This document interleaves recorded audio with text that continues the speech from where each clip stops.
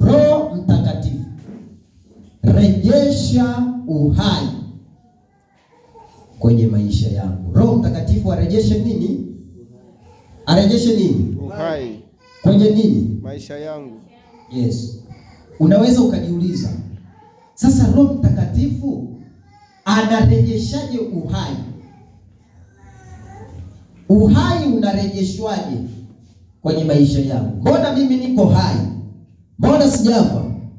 Mbona tena tunazungumza habari ya Roho Mtakatifu arejeshe uhai kwenye maisha yetu?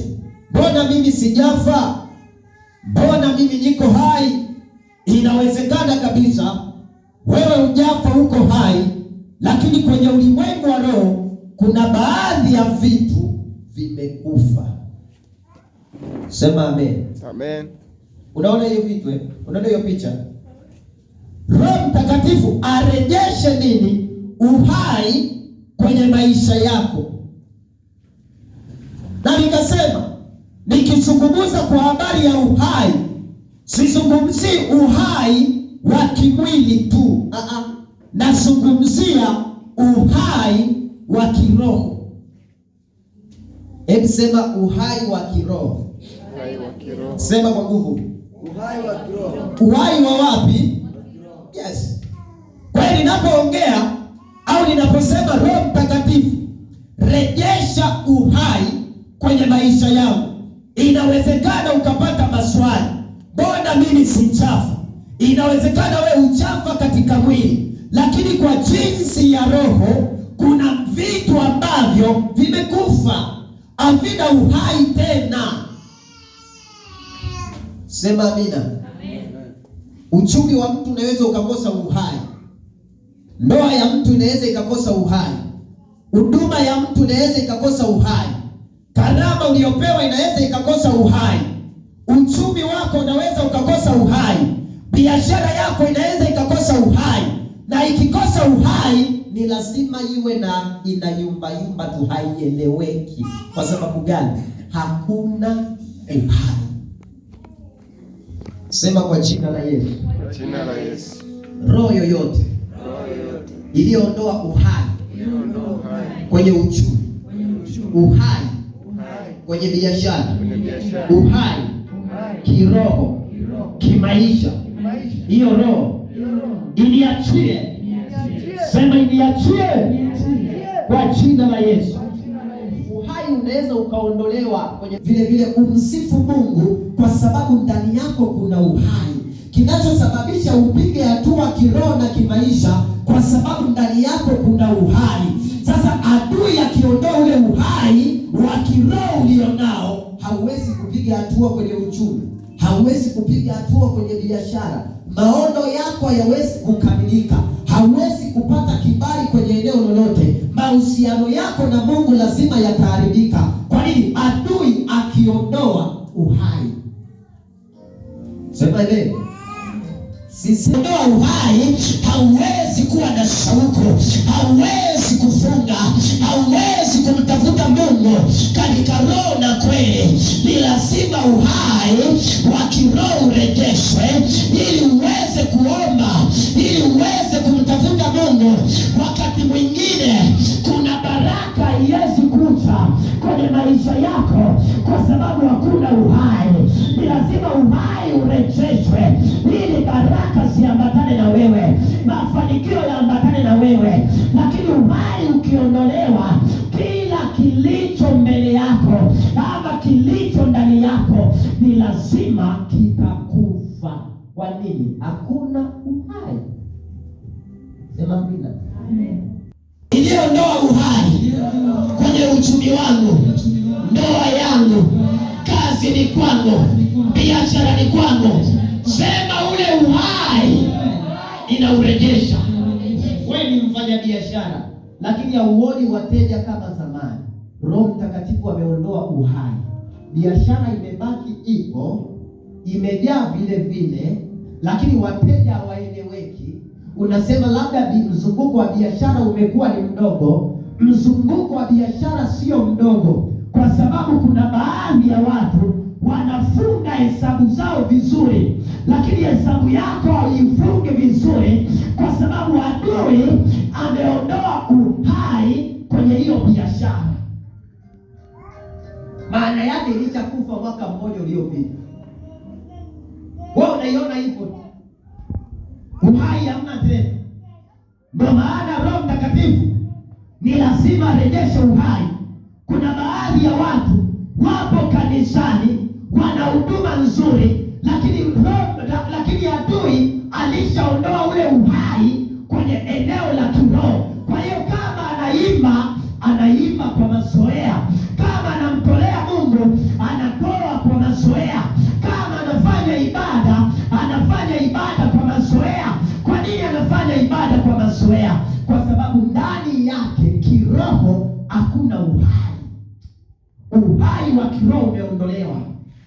Unao, tusingekuwa wote kanisani leo, uhai katika roho hamna.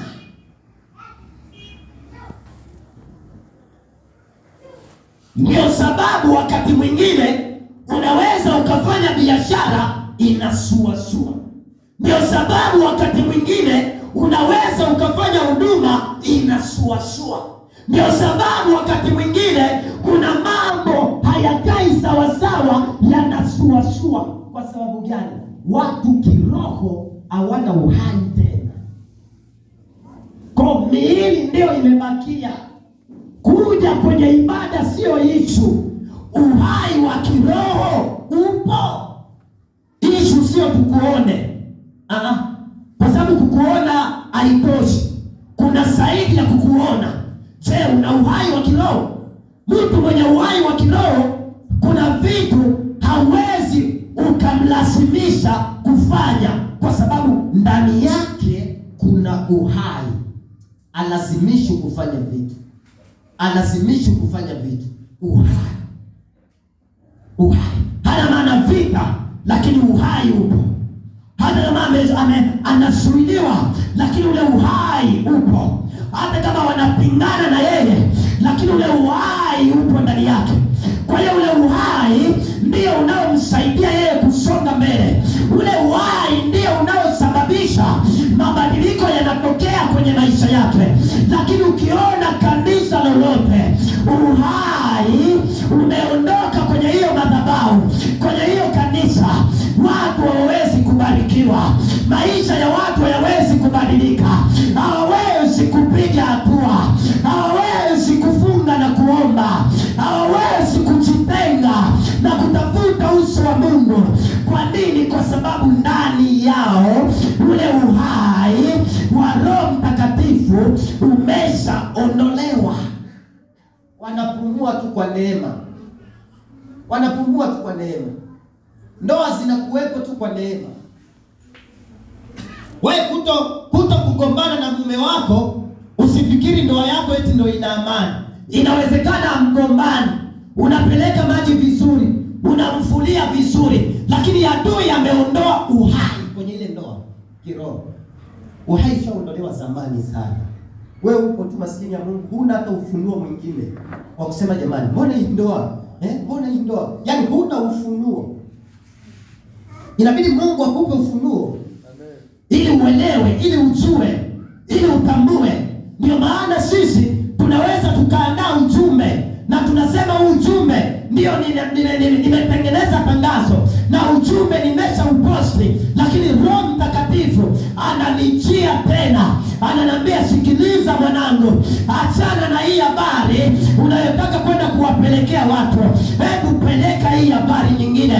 Hii ndio italeta uhai, na ikileta uhai kwenye maisha ya watu wa kiroho, wataweza kuomba, wataweza kukuombea, wataweza kujiombea, wataweza kuombea ndoa zao. Oh my God, my Father, adui akiondoa uhai kwenye maisha yenu, hauwezi kujiombea, hauwezi kuombea biashara yako, huwezi kuombea mtumishi wako, huwezi kuliombea kanisa la Mungu, huwezi kuombea kesho yako. Kwa nini? Kwa sababu adui ameondoa uhai kwenye maisha. Roho Mtakatifu arejeshe uhai kwenye maisha yako. Sema amen. Amen.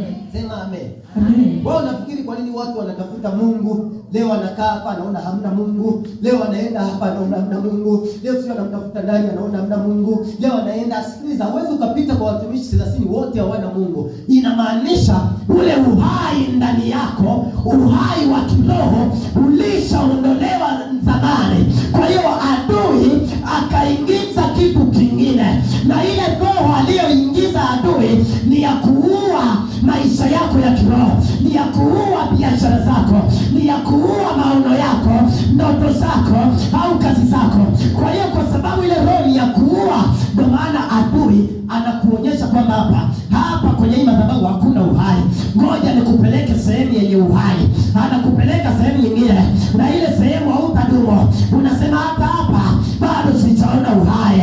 Unaenda pengine na pengine na pengine, kumbe kiroho adui alishaondoa uhai. Lakini watu wenye uhai wanasema ya kwamba hatutaweza kurudi nyuma. Wana misimamo yao binafsi.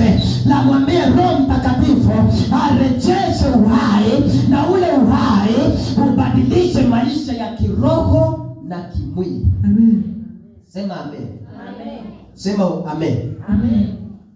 Unajua, sikiliza, kuna watu hawaelewi hichi mimi ninasema, lakini uhai kwenye maisha ya kiroho ni kitu cha muhimu sana kuliko unavyowaza, kuliko unavyofikiri.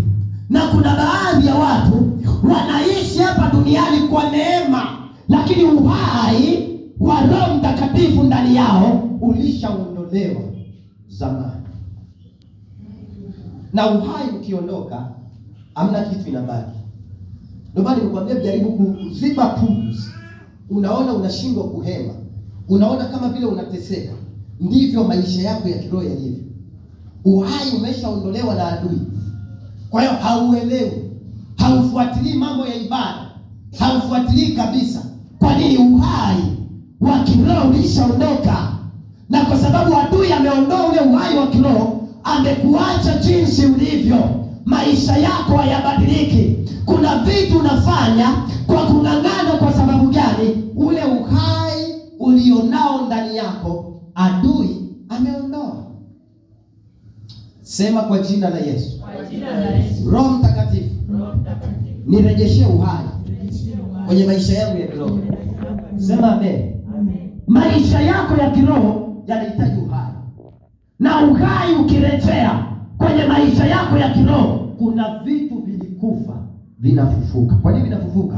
Uhai umerudi. Uhai uliporudi kwa Lazaro, Biblia inasema alifufuka. Alipofufuka Yesu akasema mfungueni. Anawaambia wanafunzi wake mfungueni, mkamwache aende zake. Kwa nini? Uhai wa kiroho, uhai wa kimwili kwenye maisha ya Lazaro umerudi. Na wewe inawezekana tuko hapa, lakini ndoa ina shida, biashara ina shida, uchumi una shida, kazi zako hazieleweki, zinakaribia kufa. Mwambie Roho Mtakatifu asubuhi ya leo, rejesha uhai kwenye biashara, kwenye ndoa, kwenye uchumi, kwenye kazi zangu. Uhai ukirejeshwa, kila kilichokufa kinaenda kufufuka kwa jina la Yesu. Kwa nini kinafufuka? Uhai. Mwanzo 6. Mwanzo 6.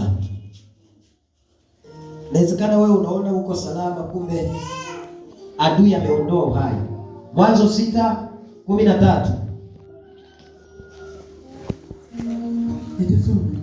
Mungu akamwambia Nuhu. Mungu akamwambia Nuhu, mwisho wa kila mwenye mwili umekuja mbele zangu, kwa sababu wameijaza dunia dhuluma, basi nitawaharibu pamoja na dunia. Endelea. Ujifanyie safina ya mti wa mvinje. Mpaka ngapi umesoma? Nimesema mpaka 10. Vyombo ndani ya msafina. Endelea. Ukaifunike ndani ya nje. Ukaifunike ndani ya nini? Ya nje kwa lami. Ya nje kwa lami. Hivi ndivyo utakavyoifanya. Mikono 300. Mtoto kaa chini. Mikono 300. Mikono 300. Urefu wa safina. Urefu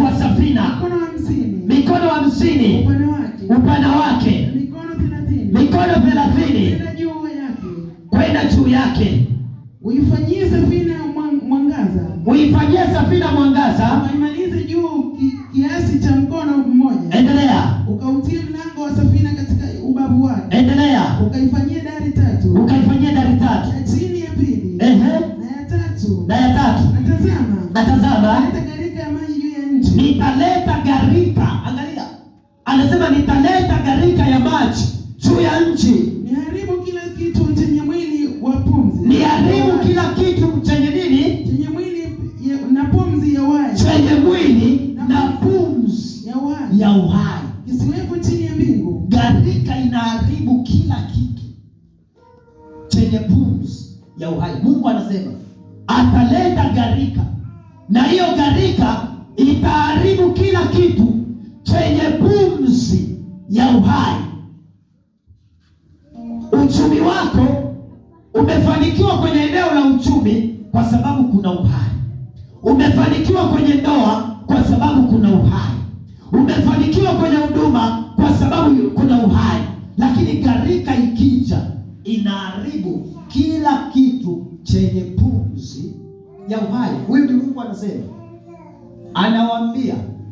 Anamwambia Nuhu, hii safina ingieni nyinyi, kwa sababu naenda kuleta gharika, na kila chenye pumzi ya uhai ni lazima kitaharibika, ni lazima kitakufa. Kwa hiyo uhai unapoondolewa, maisha ya kiroho ya mtu yanakufa.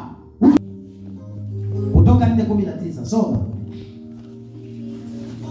Na mwingine afungue Ayubu 2. Lakini tusome kwanza Kutoka 4:19. Kutoka 4:19. Ndio. Bwana akamwambia Musa, huko Midiani. Haya nenda. Rudi Misri. Kwa kuwa wale watu wote waliokutaka uhai wako wamekwisha kufa. Musa anaambiwa na Mungu, rudi Misri sasa. Waliokuwa wanatafuta uhai wako. Inawezekana huko kanisani kuna watu wanatafuta uhai wako wa kiroho. Hawataki kiroho uwe na uhai. Wanatafuta uhai wako kwenye uchumi. Wanatafuta uhai wa kwenye ndoa yako. Uhai wa kwenye huduma. Uhai wa kwenye biashara. Uhai wa kwenye kazi zako. Unatafutwa na adui. Kwa hiyo ni lazima uwe makini sana. Maana adui akiondoa uhai wa kiroho kwenye maisha yako, kila ulicho nacho ni lazima kife. Sema kwa jina la Yesu, nilicho nacho akitakufa. Sema Roho Mtakatifu, rejesha uhai kwenye maisha yangu. Amen. Ayubu 2. Ayubu 2. 3:6. 3 mpaka 6. Soma. Bwana akamuuliza Shetani.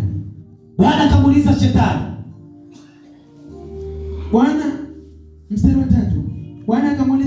Bwana akamuuliza Shetani. Je, umemwangalia huyo mtumishi wako Ayubu? Umeonana na Ayubu hivi? Kwa kuwa hapana mmoja aliye kama yeye duniani. Hamna mtu kama Ayubu duniani. Mtu mkamilifu. Ni mtu mkamilifu, mwelekevu, na anamcha Mungu sana, anaepukana na dhambi. Naye hata sasa anashikamana na utimilifu wake. Ijapokuwa ulinichochea juu yake. Sema amen. Hivi kumbe shetani anaweza akamchochea Mungu? Akamchochea. Shetani anaenda mbinguni anamchochea Mungu. Huyu dada akupendi huyu. Kale kagari ulichompa akupendi. Unashangaa kagari kamepata ajali. Alafu unaulizwa what money badali. Yatamjia gari limeharibika bwana. Mambo yangu hayaendi vizuri. Sema amen. Sema amen. Amen. Anachochewa. Unakabiashara ndo unakaabudu. Yaani muda wa ibada wewe uko kwenye hapo kabiashara. Yaani unaona kabiashara ndo Mungu wako wa pili. Yaani unakaabudu. Yaani ukafungi unasema hivi, yaani siwezi kufunga biashara yangu. Yaani jamani, nifunge sijui Jumanne, nifunge sijui Jumapili. Mimi siwezi kufunga. Hiyo biashara ni Mungu amekupa. Hauifungi kwa sababu eti wateja wako watapotea.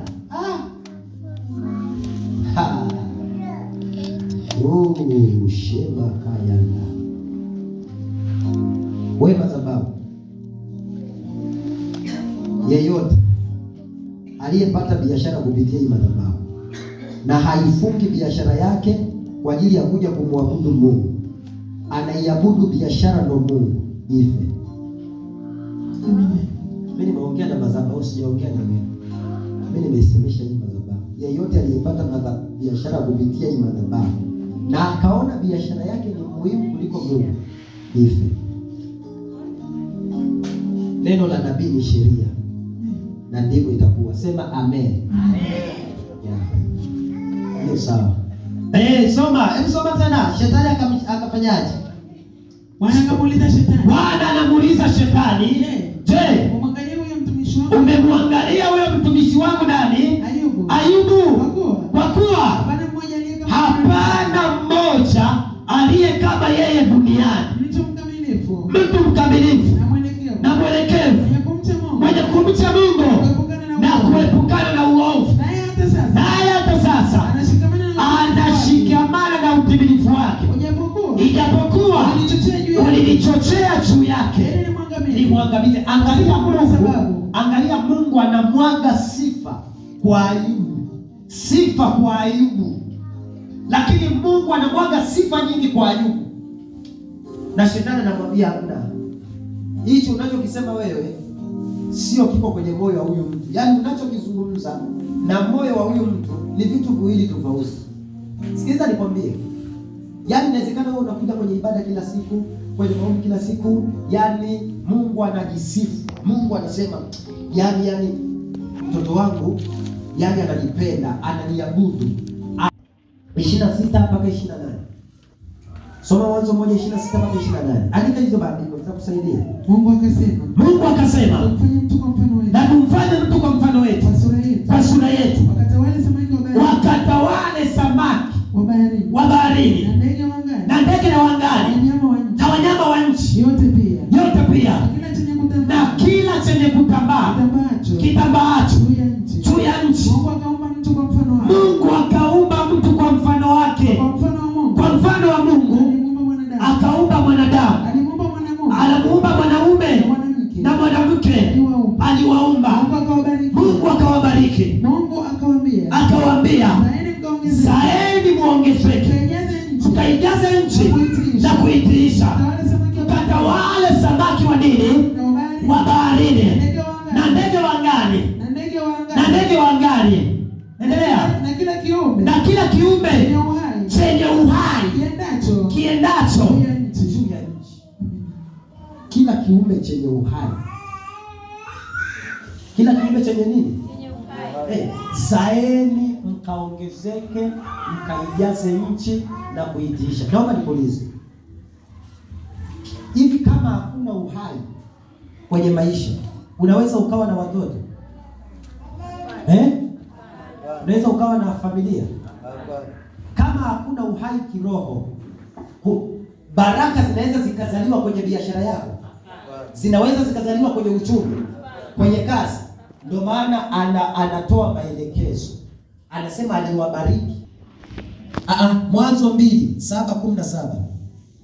Soma Mwanzo 2. Mwingine afungue Yohana 10:11. Mwanzo 2. Walakini matunda ya mti wa ujuzi wa mema na mabaya, matunda ya mti ya ujuzi wa mema na mabaya usile. Kwa maana siku utakapokula matunda ya mti huo utakufa hakika. Basi naomba moja inasemaje? Mimi mchungaji mwema. Mimi mchungaji mwema. Mchungaji mwema anatoa uhai kwa ajili ya kondoo. Anatoa uhai. Yesu alitoa uhai wake, akafa msalabani ili anipate mimi, akupate wewe. Sema amen. Na uhai ukiondolewa kwenye maisha yako yatakufa, yataharibika, mipango yako itafeli. Matendo 17. Hapo ndo tunamalizia. Tunamwabudu Mungu, tunamuomba Roho Mtakatifu kurejesha uhai kwenye maisha yetu ya kiroho. Alafu baada ya hapo Mungu akubariki uende kwenye majukumu yako mengine. Matendo 17 ngapi? Umefika 28, 28 au 24 hamna? Haya, twende mstari 24, 17, 28. Kwa maana ndani yake yeye tunaishi. Kwa maana ndani yake yeye tunaishi. Kwa nini kwa maana ndani yake tunaishi? Kwa nini tunaishi sisi ndani yake? Sisi ndani yake tunaishi. Kwa nini ndani yake tunaishi? Tunaishi ndani yake kwa sababu kuna uhai. Uhai ukiondolewa hatuwezi kuishi ndani yake. Anasema kwa maana ndani yake yeye tunaishi. Endelea. Tunakwenda. Na kwa kuwa na kuwa na uhai. Na kuwa na wetu. Na kukua na kuwa na uhai wetu. Na kuwa na uhai wetu. Ndani yake yeye tunaishi na kukua na kuwa na uhai wetu. Kama vile mmoja wenu kutoka mashahidi. Basi nisamehe, naomba unitakase kwa jina la Yesu na kwa damu ya Yesu, kwa jina la Yesu, kwa damu ya Yesu. Bwana Yesu, damu ya Yesu Kristo iliyomwagika pale msalabani ikarejeshe ule uhai wa kiroho kwenye maisha yangu, uhai wa uchumi kwenye maisha yangu, uhai wa biashara kwenye maisha yangu, uhai wa ndoa kwenye maisha yangu. Roho yoyote iliyoondoa uhai wa kiroho, uhai wa kiuchumi, uhai wa kimaisha, uhai wa kutumika kwenye maisha yangu, kwa jina la Yesu, hiyo roho iangamizwe, iteketezwe kwa jina la Yesu, kwa damu ya Yesu. Madhabahu yoyote iliyoondoa uhai wa kiroho kwenye maisha yangu, nikashindwa kuomba, nikashindwa kufunga, kusoma neno, kwa sababu umeondoa uhai wa kiroho kwenye maisha yangu. Bwana Yesu, mchana wa leo, Roho Mtakatifu, rejesha uhai wa kiroho kwenye maisha yangu. Bwana Yesu, ule uhai wa kiroho ulioondolewa na adui kwenye maisha yangu. Mchana wa leo, achilia damu ya Yesu kwenye maisha yangu ya kiroho, narejesha uhai ambao adui aliuiba, aliuchukua kwenye maisha yangu. Uhai wa kiroho ukarejee tena,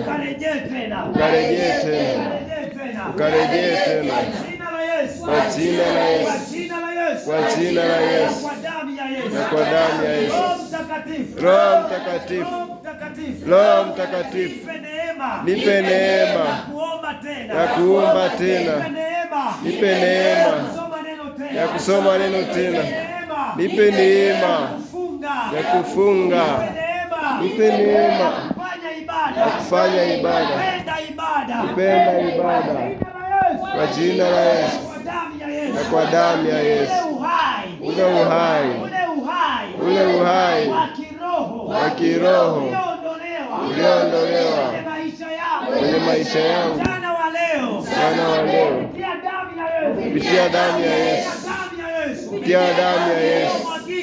iliyomwagika pale Kalvari, pale Golgotha, narejesha ule uhai tena.